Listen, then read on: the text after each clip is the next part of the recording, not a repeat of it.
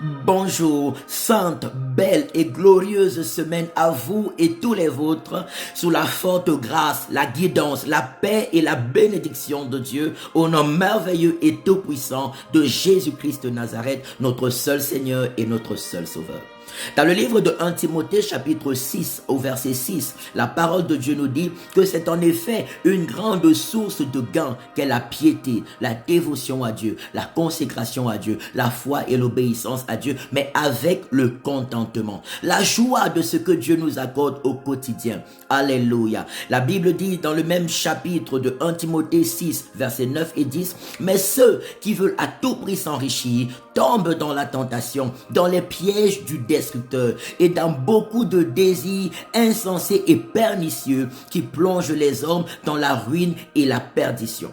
Car l'amour de l'argent est une racine de tous les maux et beaucoup, en étant possédés, ont fait naufrage loin de la foi et se sont eux-mêmes plongés dans bien de tourments.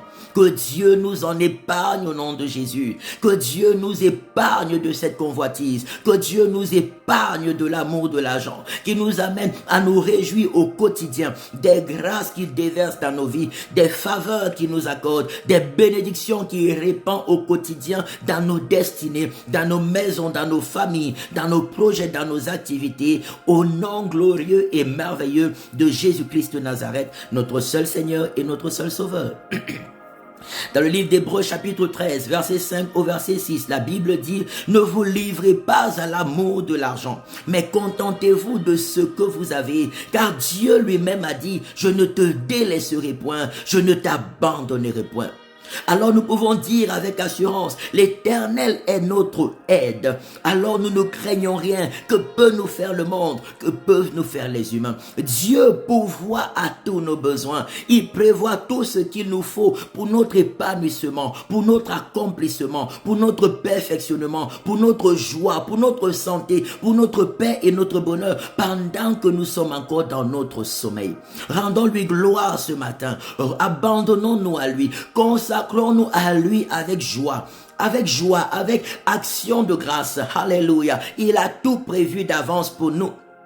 Je prie que cet amour qu'il a prévu pour nous remplisse nos cœurs et nos vies en cette nouvelle semaine au nom puissant de Jésus-Christ de Nazareth. Que la faveur de Dieu, que la protection de Dieu, que la sagesse de Dieu, que la guidance de Dieu, que la bénédiction de Dieu soit fortement, soit puissamment, soit glorieusement et merveilleusement le partage de chacun dans chaque secteur et détail de nos vies au nom puissant de Jésus-Christ de Nazareth.